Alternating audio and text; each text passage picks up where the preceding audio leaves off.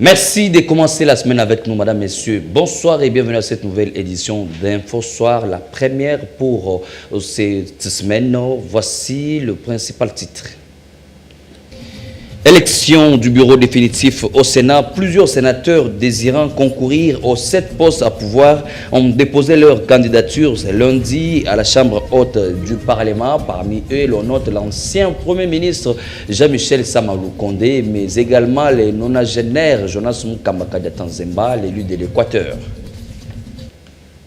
Une fois de plus, bonsoir. L'actualité reste marquée aussi par l'investiture du gouvernement provincial, le gouvernement Bumba qui a été investi le samedi dernier au terme d'une audience à l'Assemblée provinciale de Kinshasa. Qui compose ces gouvernements après avoir rejeté la première mouture par la vice-primature en charge de l'intérieur? Qui vont faire quoi avec Daniel Bumba pour cette législature ou encore ses mandats exécutifs?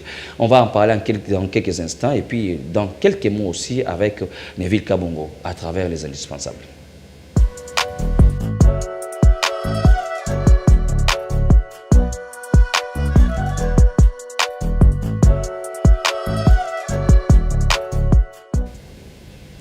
Alors, mesdames, messieurs, comme nous venons de l'annoncer, vous l'avez certainement suivi à travers plusieurs médias le week-end dernier.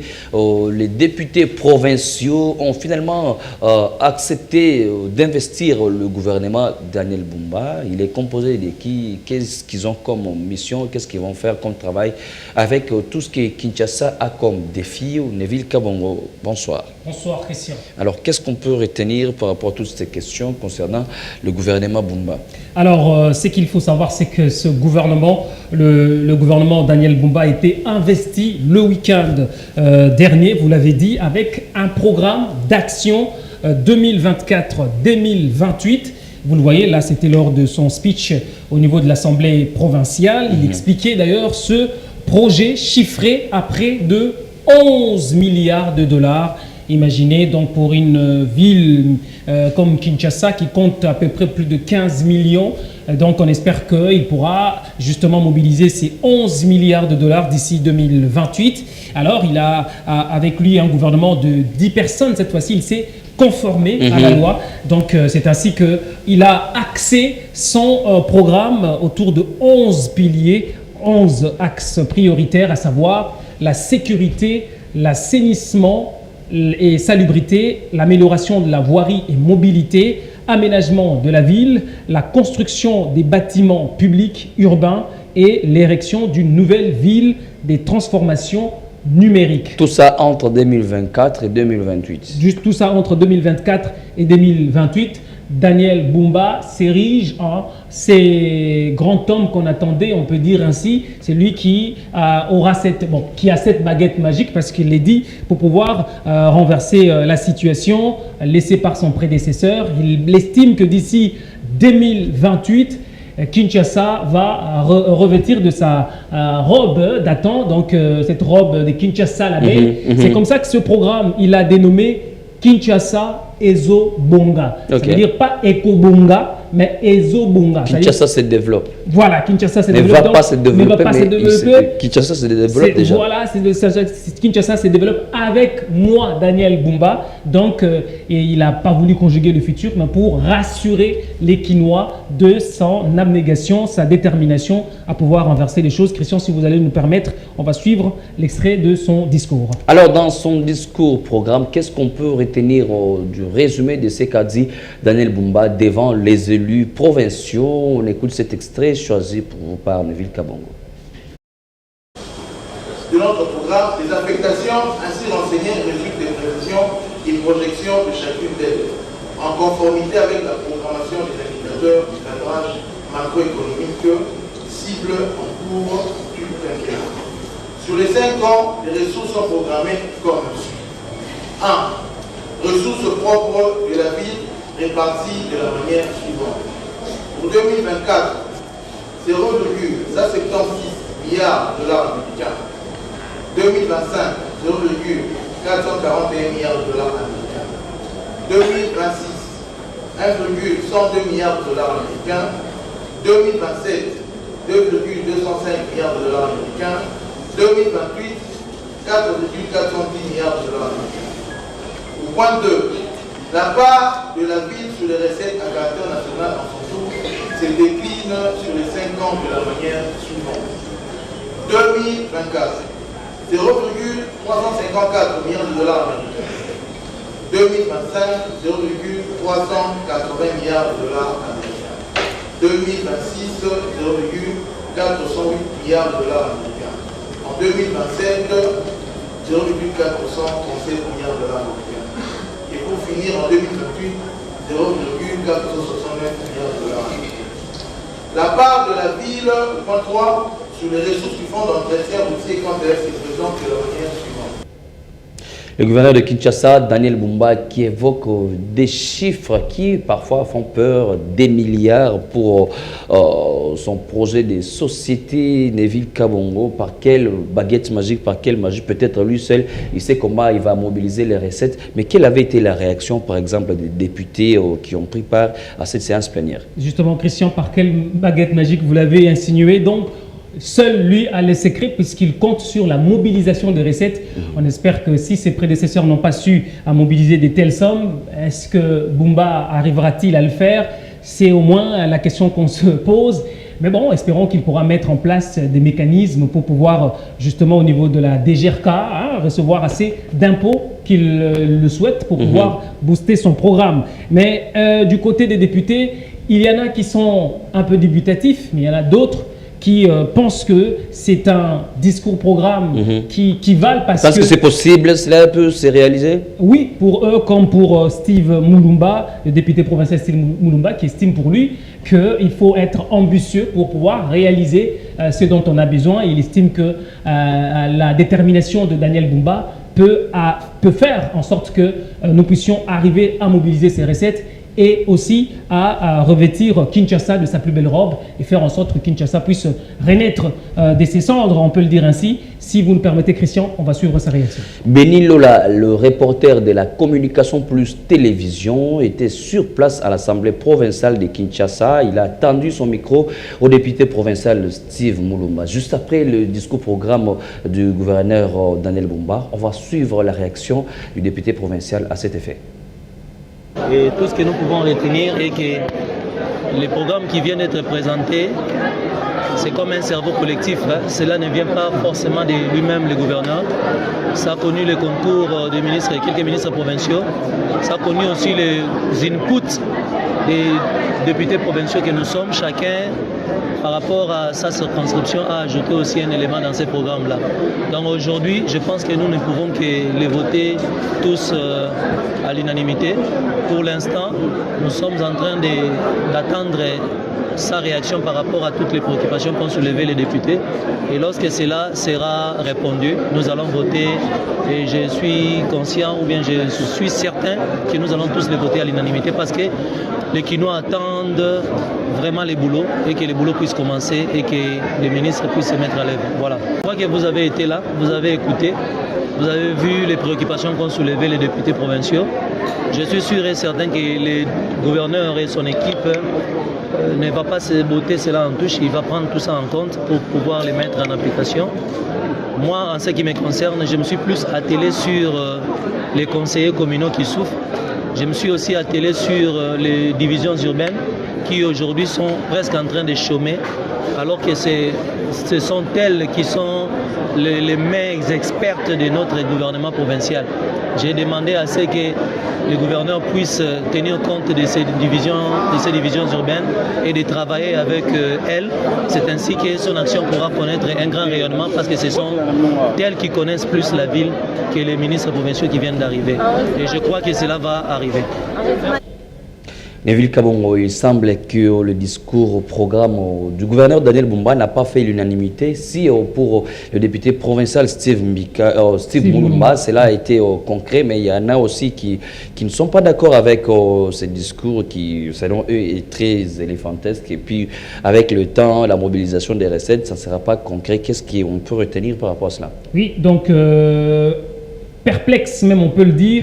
La députée provinciale Patricia Mouipé, qu'on va voir en image, elle avait d'abord d'emblée décrié le fait que dans ce gouvernement de Daniel Bumba qui ait un faible pourcentage des femmes. Donc on a qu'une seule femme qui est nommée ministre au sein du gouvernement. Yvette Tembo, voilà, exactement. Voilà, qui est nommée au sein de ce gouvernement. Mais elle a aussi posé tant d'autres problématiques, notamment liées à la hausse de prix de loyer à Kinshasa. Comment le gouverneur va-t-il mettre fin à ces fléaux? Pour elle, elle est d'ailleurs demandé à ce que le gouverneur puisse fixer les prix selon les mètres carrés, selon les zones résidentielles. Donc, pour dire que... Parce que ça aussi, c'est un grand défi pour la ville de Kinshasa. Les loyers, le bailleur fixe le prix comme ils veulent, ils changent comme ils veulent. Que prévoit la loi par rapport aux maisons commerciales, par rapport aux maisons d'habitation? Personne ne respecte le nombre de mois pour leurs garanties respectives. Mais finalement, la députée provinciale a aussi raison quelque part. Oui, c'est parmi tant des problèmes majeurs auxquels la ville-province de Kinshasa fait face, hormis ce que nous savons tous, c'est-à-dire l'insalubrité à Kinshasa, ce que nous savons tous la prolifération des églises, des bars, le problème de transport par exemple. Le problème des transports. Il y a aussi un fait majeur, c'est cette hausse des prix des garanties, on peut le dire ainsi, la garantie locative. On sent que ces derniers temps, l'État n'a pas de monopole sur ce secteur, puisque la seule chose, c'est qu'il n'y a pas de logements sociaux. Et puis on va vous dire que même si vous voulez engager les débats, on vous dirait que ce n'est pas l'État qui a construit ma maison pour fixer les prix. Voilà, là c'est la compréhension quinoise, congolaise, oubliant que l'État est le maître du sol et du sous-sol. Donc voilà, en quelque sorte, on s'est dit, ben, c'est comme ça m'appartient, donc l'État n'a rien à dire, alors que nous payons des impôts liés à cela. Donc c'est un problème majeur, tant parmi d'autres. Le problème, c'est que la députée a soulevé ce problème parce que Daniel Bumba a été un peu, je pourrais dire, évasif à ce qui concerne les problèmes. Comment remédier justement aux problèmes qui se posent à Kinshasa, notamment on l'a cité, le problème de Koulouna, ainsi de suite. C'est beau bien de pouvoir estimer, donc projeter les 11 milliards de dollars. Mais les mécanismes à prendre pour les vrais problèmes qui touchent directement les Kinois. Voilà, donc il faut aller plus vite, prendre des mesures qui s'imposent pour, je dirais, en moyen terme et à long terme. Ça viendra, mais à moyen terme, qu'est-ce qu'on prend? Puisque on continue déjà à compter les jours pour Daniel Bumba. Est-ce que va-t-il demain s'asseoir et signer des arrêtés et, pour la ville de Kinshasa, ce qui concerne des difficultés, par exemple, qu'on vient de citer? Est-ce que va-t-il inventer des choses pour aider, soulager les Kinois? Donc là, ça devient encore, c'est un autre problème, mais on espère, comme tant d'autres, que Daniel Bumba pourra relever les défis. Là, c'est le souhait de tous, parce que les Kinois sont aussi exigeants. Ils ne pardonneront pas une seule minute à Daniel Bumba si les choses n'arrivent pas à bien marcher. Surtout que son prédécesseur n'a pas fait mieux avec son programme de King Bopeto, qui aujourd'hui, on doit le dire, Christian, la ville est très très sale. Malheureusement, à l'époque, il y avait un programme appelé King Bopeto qui n'a absolument rien fourni. Est-ce qu'il y a un problème de suivi, un problème de financement, ou bien c'était resté simplement un slogan? Voilà, toutes ces questions-là peuvent aussi servir de référence et d'imagination à Daniel Bumba pour qu'il puisse, au-delà de tout, faire mieux que son prédécesseur. Justement, puisque lui, il n'a pas accepté de continuer avec le programme King Bopeto. Pour lui, il a annoncé un autre programme coup de poing pour justement pallier à cette difficulté d'insalubrité. On espère, comme vous l'avez dit, qu'il prendra des leçons à ce qui concerne l'ancien programme Bopeto. Pourquoi ça n'avait pas marché? Parce qu'à l'époque, on décriait d'abord les financements, on décriait tant des difficultés pour lesquelles il s'était difficile de mettre en place ce programme. Mais on espère qu'avec Daniel Bumba, il a su voir ce qui ne veut pas marcher avec l'ancien programme et que cette fois-ci, il aura des financements, il aura des partenaires qui viendront l'aider. Parce que évacuer les déchets de plus ou moins 15 000, 18 millions des Congolais, des Kinois, pardon, ce n'est pas facile. Il faut assez de moyens parce qu'une fois que vous avez récolté ces déchets, il faut les transformer, il y a plein je dirais, des mécanismes à faire et des politiques à mettre en place pour pouvoir aider Kinshasa, parce que Christian, on doit se le dire, il a du pain sur la planche. Daniel Bumba doit multiplier d'efforts, doit faire assez d'efforts pour pouvoir pallier à cette difficulté, parce que vous l'avez dit, Christian, on l'attend sur beaucoup de sujets et il doit se mettre au travail et travailler surtout avec son cabinet mis en place avec Israël Moutala et les autres. On espère qu'ils pourront relever ces défis. Relever ces défis. Et qu'est-ce qui reste pour ce soir? Ça n'est fini pour ce soir. Surtout bon début de semaine. Merci pareillement. Mesdames et messieurs, nous allons poursuivre cette édition comme vous l'avons annoncé au Sénat. C'est lundi 5 août 2024 que s'est ouvert le dépôt des candidatures des sénateurs désirant concourir pour un des 7 postes du bureau définitif du Sénat. À la majorité, tout comme à l'opposition, plusieurs candidatures ont été alignées pour peu de sièges seulement. Il faut aussi signaler que Jean-Michel Samalou Condé, l'ancien Premier ministre, a postulé comme candidat président du Sénat, de même que le nonagénaire Jonas Kambaka Tanzemba. Divin Chiswaka. À la Chambre haute du Parlement, l'heure est à présent au dépôt des candidatures qui a débuté dans la matinée de lundi 5 août. Pour se clôturer à 18h, la bataille est donc lancée pour les 7 postes du bureau définitif du Sénat entre les candidats de la majorité, opposition et les indépendants. Parmi les candidatures enregistrées, Jean-Michel Samalou Condé, Jonas Mukamba, tous deux candidats présidents pour les comptes de l'Union sacrée, Isabelle Kalamba des AAAP et Pascal Bitikaonana, candidat questeur adjoint. De l'autre côté, Kidianza Kisula, également des AAAP, et Justin Kalumba des AACPG, candidat rapporteur. Le seul poste qui revient à l'opposition sera disputé entre Salomon Kalonda d'Ensemble pour la République et Jean-Claude Bayende, ancien gouverneur de l'Équateur. Après le dépôt des candidatures, les calendriers se présentent comme suit. Mardi 6 août 2024, examen des candidatures par la commission ad hoc et affichage de la liste provisoire des candidats retenus. Mercredi 7 août 2024, dépôt et examen des recours par la commission ad hoc et affichage de la liste définitive des candidats retenus. Jeudi 8 août 2024, séance plénière d'audition de messages de campagne électorale. Ensuite, le vendredi 9 août 2024, séance plénière, élection et installation du bureau définitif. On va changer de chapitre pour parler de cette journée de réflexion organisée dans la commune de Lemba hier dimanche, souci du développement de cette commune qui est sa circonscription électorale. Le député provincial Steve Mulumba a organisé le samedi une journée de réflexion qui a réuni les notables de cette municipalité à qui il a promis, et parmi eux les anciens bourgmestres, et la salle Béatitude a servi de cadre à cette journée. Suivez ces reportages de Divin Chiswaka avec Benny Lola. C'est dans les soucis de redorer l'image de Lemba, autrefois réputée commune des intellectuels, que l'honorable Steve Mulumba a réuni fils et fils de Lemba afin de réfléchir sur les problèmes qui rongent cette municipalité. Une journée haute en couleur et co-animée par le bourgmestre actuel de Lemba. À tour de rôle, chacun s'est exprimé à cœur ouvert avec des propositions concrètes en court, moyen et long terme. Pour l'initiateur de cette journée, Steve Mulumba, les cerveaux collectifs a tant mené des actions à même de soigner minutieusement l'image de celle qu'on appelait autrefois quartier latin. Nous avons été élus par la population de Lemba, mais dans cette population, il y a aussi une crème qui des fois est négligée, n'est pas considérée. Moi, je me suis dit, pourquoi ne pas commencer avec eux? Et cette tranche-là va nous aider à réfléchir ensemble, afin que nos idées soient des idées pointues et des idées qui pourront aboutir à des grandes résolutions et à des grands changements. C'est pour cela que j'ai, par une idée, conçu un concept qu'on appelle cerveau collectif.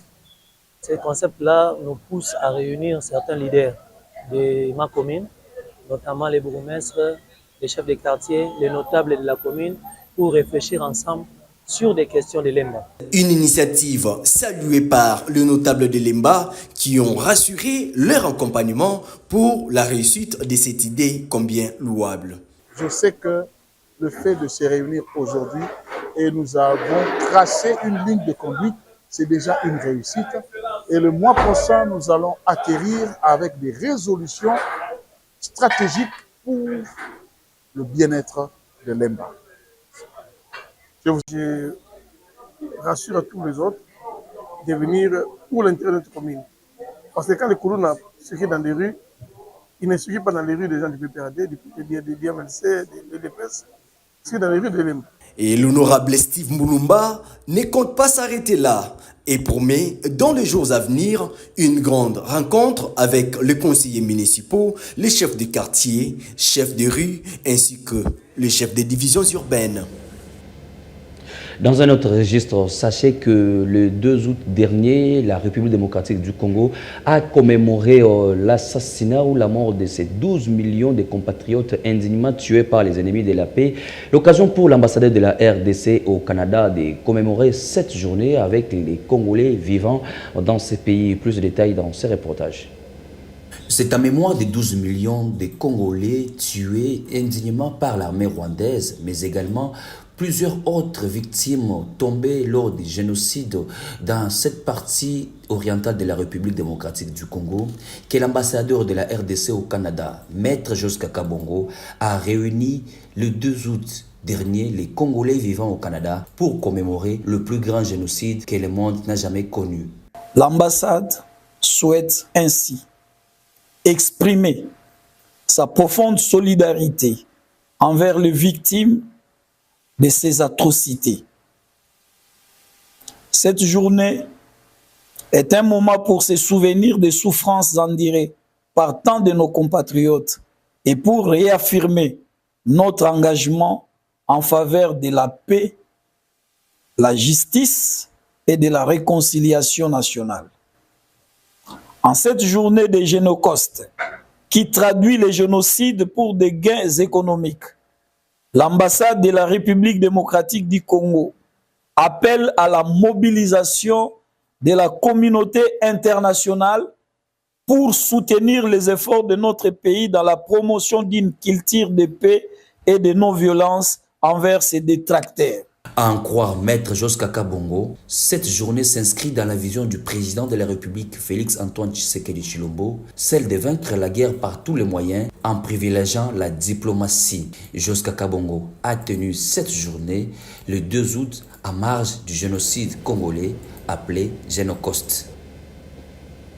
Coïncidant avec la commémoration du génocide congolais, le même vendredi 2 août, le gouverneur de la province du Congo central, Grace Bilolo, a présidé le même vendredi la réunion du Conseil des ministres provinciaux. Le chef de l'exécutif provincial a motivé à redorer l'image de la province de Simon Kimbango. Plus de détails dans ces comptes rendus.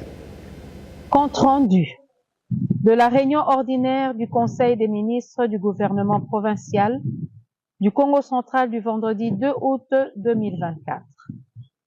Sous la présidence de son Excellence Monsieur le gouverneur de province, Grace Kwanga Maswangi Bilolo, il s'est tenu ce vendredi 2 août 2024 la réunion ordinaire du Conseil des ministres en la grande salle des réunions du gouverneur au 4e niveau du gouvernorat à Matadi. 4 points ont figuré à l'ordre du jour adopté, à savoir 1.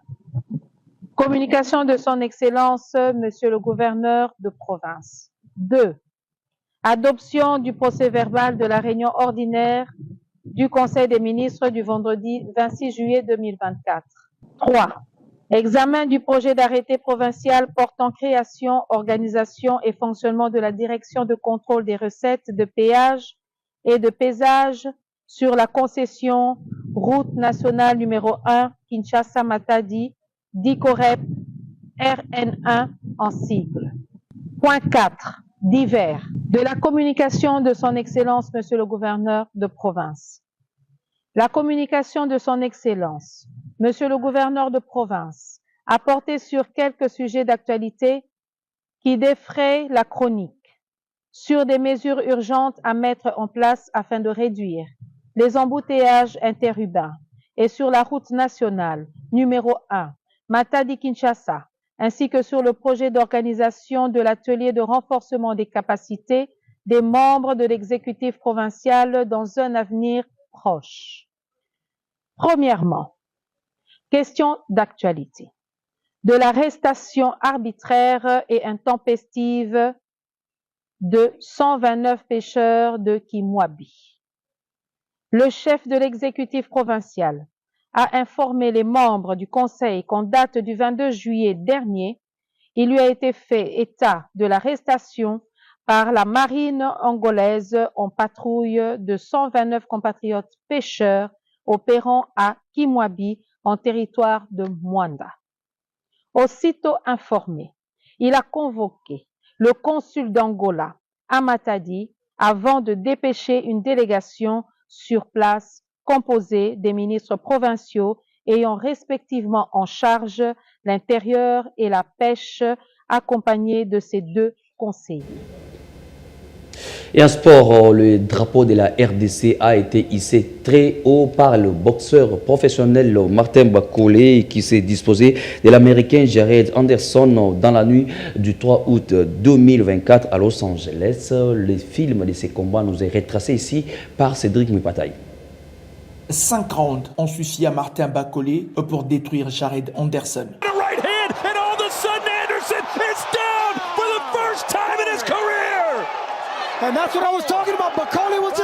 L'Américain de 24 ans est tombé sous la force des frappes du pugiliste congolais. Et sur son sol, Jared a souffert.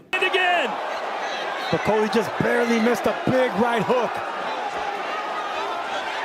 Anderson's eyes don't look too clear right now. Fort de son expérience, Bakolé a placé des uppercuts droites suivis des crochets gauches. Comment s'échapper à cette vague de coups? Anderson s'est retiré contre les cordes, mais n'y avait guère de refuge. Anderson does not look good, Sergio. No, the punches are landing too much. It's going to be another uppercut. Is this the end of Anderson?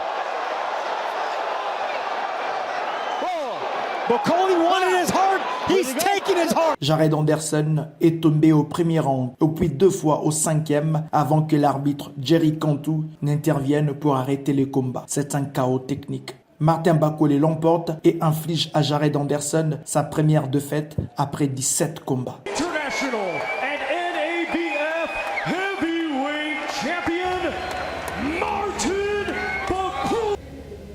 Félicitations donc à Martin Bakolé qui fait respecter encore la République démocratique du Congo à travers cet art noble qui est la boxe. Mesdames, Messieurs, cette édition est terminée. Voici le rappel des titres. Élection du bureau définitif au Sénat. Plusieurs sénateurs désirant concourir aux 7 postes à pouvoir ont déposé leur candidature ce lundi à la Chambre haute du Parlement. L'ancien Premier ministre Jean-Michel Samalou Kondé et les nonagénaires Jonas Mukamba Kadiata-Zemba vont concourir pour la présidence du Sénat. Jacob Kayanda avait assuré la prise de vue de cette édition, tandis que la régie finale, c'est l'œuvre de Jérémy Fouetta, mais l'édition a été patronnée par Divin Chiswaka. Mesdames, Messieurs, merci à vous de nous avoir suivis. Restez branchés pour suivre la succession des programmes sur les antennes de la communication pour ces régions. Au revoir.